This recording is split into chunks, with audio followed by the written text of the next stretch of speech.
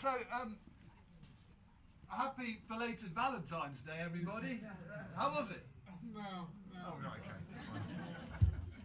Do you want a, I was going to do a cheesy love poem, but I don't want to make you all miserable. Do you want a cheesy love poem?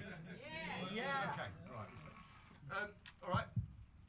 You are the sunshine in my buttered toast. And it would be a travesty to both of us if I didn't make the most of this moment to convey that there's something truly special about the sparkle in your eyes, like laughter in a teardrop. And I bet you get bothered all the time by similar such baloney, but I want to climb inside your eyeballs because they're so big and lovely. I had to perform this poem to two policemen who nicked me for fly posting. what I can only refer to as a slow crime night in Leicester. I was running a club night, done a rather fetching Dago display, and I just put them up. You know, it's back in the days when you had a bucket of wallpaper paste and a brush. And so there, Dayglow posters like, life. You know that? You know when you're totally busted, you get a bollocks, they're bound to... when I was 10, I decided to spray my bike gold and I lent it against my dad's car and I went and it's a similar kind of feel. I thought they're bound to notice that thing. So and they said, right, and they said, well, you can. It was 3 in the morning and they were in a really bad mood because it was pissing down with rain and nicked me for fly posting. And it made me sort of retrace my steps, peeling down every poster I put up, and I had to. It was a 3-tier operation. I had to peel my poster down, pass it to one cop, who'd rip it in half, pass it to his mate, and put it in the bin. And again, well, you might as well give us a poem then. So I thought, this is the perler. But I've broken out the poem in case you're judging me on rhyme and metre, by the way. So leap in the saddle, and we'll go to a place where life is kicking the arse out of boredom. We'll do a crazy tango on the bouncy castle of love and throw ourselves at the future with no sense of decorum. Because I want someone who makes me zing like a mouthful of sherbet dip or a cup of Windolene. If music be the food of love, then let's play on and fill our faces, because only you can occupy this empty space, slowly eating at me from within and gnawing at my spleen. You see, it doesn't matter to me what paper you read, whether you have any brothers or sisters. I don't really care what you weigh or what you wear, whether you use Mr. Sheen or dental floss. It really doesn't matter what you do for a living. And in case you were wondering, I couldn't give a toss about your politics, choice of friends or washing powder. I don't care if you come with baggage, 6 kids and a homicidal ex-lover, because these things don't matter when two souls collide. So pull me to your heart and caress my cerebellum. Let's grow old and mad together, and we'll wrap the world in happy paper. Let me drive you to a deviant lifestyle, because it really doesn't matter that when I've had 2 shifts of Jaeger, I break out in a sweat and talk about my mother, because things like this can be resolved by talking. And it really doesn't matter that I've got a conviction for stalking, because here I am, offering myself as your man. I'm very good at hygiene and I put the toilet seat down. So let's make both our dreams come true, and we'll go for a swim in the lake that is you. I know it's a bit like that. It was quite nice though, because they both gave me a little round of applause. It was like an acid moment. Like the clock tower, 3 in the morning, totally deserted, 2 policemen next to the clock tower going like... And so I made an effort to try and write what I would call atypical love poems. And whilst doing this, I realised that of all, love poems are quite a commonplace thing. And I realised that the dumping poem is somewhat underrepresented in the love poem canon generally. And I thought, well, surely the whole purpose of poetry is to find that pithy phrase that you were looking for. And never is that more, because obviously being dumped is horrible because it's a rejection and bereavement in one happy package, And I often think you can find out what someone's made of when they get dumped, right? But also, I think a lot of us find it very onerous to be the dumper, to be the person charged with the horrific responsibility of having to dump a person that you probably care about. It's just that they really fucking irritate you. So, and it's hard. So I've done it. If you are in that situation, I do hope you're not, but if you are, I've done you a bit of a favour. I've written a non-binary poetic template that you can use to dump someone if needs be. And it goes, there was a time when we used to click, but now we just watch the clock. And the only bad thing about good things is that one day they all have to stop. Our relationship has had its peaks and dips, and I can't put my finger on why my heart isn't in it. It's in the way you walk and the way you talk and the fact we can't be bothered to argue. There's an insurmountable problem in our relationship, and I'm afraid to say, it's you.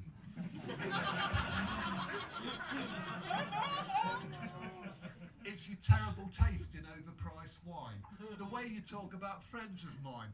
You voted Tory. You're bored of my stories. And your sex face looks like Popeye. And it's a dreadful thing to put your hand up to, but I feel cross when I see you crying. The sight of you naked makes me miserable, and I fantasise about you dying. And it was great when it was great, but now it has to end, and I want you to understand I'm now a better man, and I hope we can still be Facebook friends. I can make you lots of promises, but none of them will be true. In my heart, I know it's time to depart, so welcome to Dunksville, population you.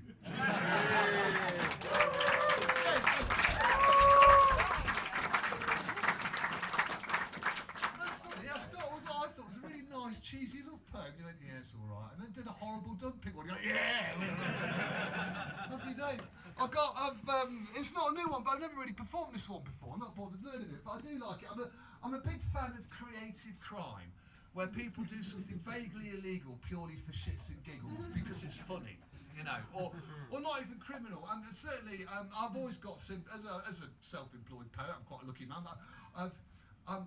My heart always goes out to anyone who works for an arsehole. And I'm going to dedicate this poem to the bloke who was recently sacked from the mail order section of Toys R Us for cross-dressing the Ken and Barbie dolls before posting them off. And he got off quite a few before. And the gardeners who worked the park in Barnet, the council there sacked them. They got a private company, so they sacked them. And it was brilliant. One night, these gardeners that had been sacked, they broke into the park and they spent all night working on this sort of thing. And in the spring, this massive flower display saying bollocks appeared. That's the kind of thing I'm referring to. So, well, I was a mental health nurse for many years, and one of my favourite examples of creative crime was a bloke who I met, and I was 17 at the time and very impressionable, and he became one of my heroes. And I can't verify the story you're about to hear in poetic form is completely true, because I got it verified by sources. And it is local to the area. In case you're wondering, the hospital was Carlton Hayes near Narborough, which was an old mental hospital back in the day. And the pub is the Narborough Arms. If you're ever in Narborough, go to the Narborough Arms and tell them this story, because I think it's really great. Right, strap in. He'd been in the institution for a number of years. One day, in the 1980s, him and his mate were chatting, and one of them asked a question which ultimately changed everything. What would they do if we robbed a bank? That given that the state has put us in a mental hospital on the basis that we're insane, that surely if we were to rob a bank and get caught, and we wouldn't legally be to blame. And if we were to plead insanity, surely they would be obliged to accept the plea. Surely the worst they could do is just send us back here. Given the nature of our legal, domestic and medical circumstances, how can this possibly be a bad idea? So, they buy 2 clown masks and 2 water pistols, which they paint black in their occupational therapy session. And then, having gained the appropriate level of trust and permission, they get a bus into town, walk into a bank and hold it up. And it goes really well, due partly to luck, but mainly to the fact that the tellers were not remotely traumatised, because they were being robbed by 2 guys who were clearly holding water pistols, and who, furthermore, had been enormously polite, having both waited patiently in line with their masks on for a teller. It takes decades of institutionalisation to go to that kind of behaviour. The cashiers all decide they might as well comply with the bank's policy of erring on the side of caution, making this the most laid-back bank robbery of all time, where neither robbers nor victims really cared about the conclusion. So they duly hand hand over the cash, which our two heroes then stuff into 2 plastic bags. They say cheerio to the tellers and leave the bank, lift up their clown masks and hail a cab, in which they make their getaway to the Narborough Arms round the corner 50 yards away. They walk in and order a round for everyone there, much to everyone's liking, and thus begins the biggest impromptu piss-up that part of the world has seen since the days of the Vikings. Word spreads, and by sundown the boozer is full of people, all of whom are transcendentally plastered on the bank's money. When the armed police finally arrive, they find these two completely pie-eyed, sat at a table with the masks and a big pile of cash, going, one for you, one for me, one for you, one for me. They were put on separate wards after that.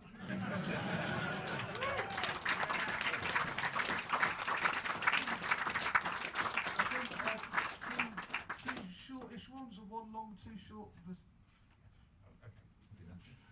Yeah, I went back to nursing when COVID happened, and it was, see, back in the day, as a mental health nurse, you never had to wear a uniform, and then 2020, my diary became emptied of Richard Branson's soul, and I ended up going, right, I'll go back to nursing, and I look terrible in a nursing tunic. Honestly, I look like I've nicked it. It doesn't make me look remotely. And I was working on eating disorders, and one thing I like to do as a poet is the group poem. Well, I'll be in some kind of place with a flip chart, and I'll write the poem in real time while everyone in the room shouts at me. And I really enjoyed the time on the eating disorder unit. It was a privilege to nurse a lot of people there. And we do a thing called post-meal distraction, because you know after a meal you feel really horrible and this bully in your head comes out, and so we do something jolly. And I thought, let's do a group poem. So it's my pleasure to give you this penultimate piece. This is dedicated to anyone who's recovering anything, and it's a celebration of these tiny little achievements, which on the surface are sort of insignificant, but actually they're fucking massive, right? And it goes. So this comes to you from a ward full of eating disorder patients via a conduit of me. Okay. When they remember the tray in your commode so you don't go on the floor, you feel happy at life's victories, and it leaves you wanting more. When you find a bit of paper in your pocket and it turns out to be a fiver, you accidentally miss the therapy group and no one thinks you're a skiver. When the storeroom is left unlocked and it seems to be well stocked, there's no staff in the vicinity and no reason to stop temptation taking over me. So, I don the PPE and then I take a selfie. The staff were very disappointed. But it was a little victory. When you're playing bananagrams and you're on that tense last letter and your opponent picks a Q and they don't have a U, life doesn't get much better. When you've had an apple in the dining room for 10 consecutive days and you finally get a banana, things are actually going your way. When you fill a 60mm syringe and aim it with precision at your well-meaning key worker when they make a bad decision, it's a lovely little victory when they go on annual leave so you get a week's reprieve. When the sun is shining so you can go on a group walk. When you figure out the TV cable so you can finally watch the football. When you double check your height and you find you're standing tall. But I've discovered that recovery is the best little victory of all.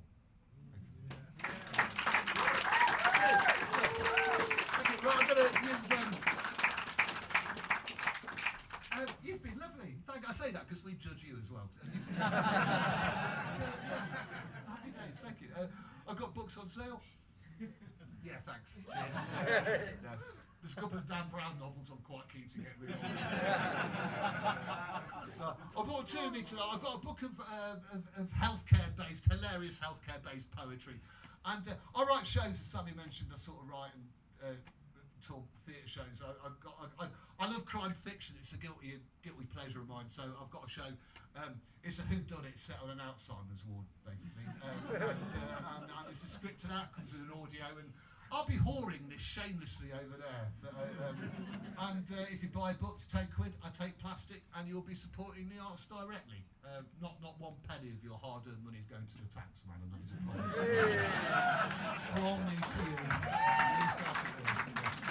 Straight to that part. So I'm going to leave you with a cheesy love poem. Fuck you. Right, so it goes like this.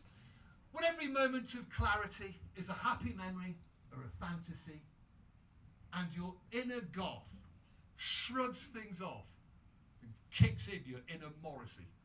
There's a glow in your eyes that warms your surroundings, and the friends that aren't avoiding you say you're looking less pasty. By the way, I've got a theory that everyone has got one mate that they would never introduce to the rest of their mates. I am those people's example, obviously. If you're sitting there thinking I am, well, it's you. Anyway, I wrote this for mine because he's a bit of a twat, but he's falling in love, and I thought, right, everyone is redeemable. Do you know what I mean? When you've been caught unprepared but you don't care to feel scared, you've been hopelessly ensnared by the idiocy of love. It's like waking up in clouds of fresh esteem, where you're dancing on clouds of self-esteem, and every tiny flashback sends a shiver to your knees like icy fingers on a window pane when it's pattering with rain and very dark indeed. This time last month, you had all the sex appeal of a broken catheter. You were washed up forever on the lonely shores of sadness with some waterlogged baggage and an absence of shoulders, and you were more down in the dumps than a diabetic Oompa Loompa. And then you met, and you swooned like you'd been jabbed in the guts with a gouging spoon. And although you're trying to tell yourself not to rush into things too soon, you're singing Morning Has Broken to trainloads of commuters and giggling at police cordons, skipping gaily through the shopping malls like a spring lamb in spring, and giving hugs to baffled Mormons when you've been caught unprepared but you don't care to feel scared. You've been hopelessly ensnared by the idiocy of love. Cupid has polished his big purple arrow and shot it at your battered cherry, and now you've changed from a right surly tosser into an impish little spunk monkey. So next time you see a couple of kids with boils all over each other like warm oil, you can show a little empathy because someone crept inside your skin and gave your soul a kiss. So let the hawks fly around in their endless circles while you spread your wings and take the risk of finding heaven with the doves. Because for every colossal act of hatred, there's 1,000 tiny acts of love. Thanks very much.